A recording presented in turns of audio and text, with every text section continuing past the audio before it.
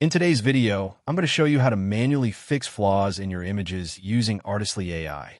First, log into your Artistly AI account and go to your dashboard. Open the project or image you want to improve from your saved creations.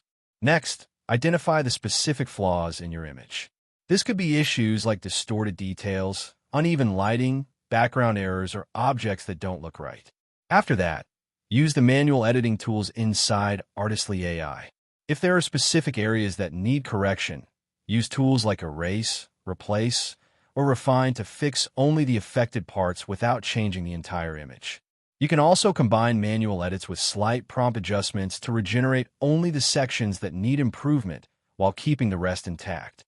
Finally, review your edited image carefully to make sure everything looks clean, balanced, and visually consistent. And that's it. Thank you for watching this video.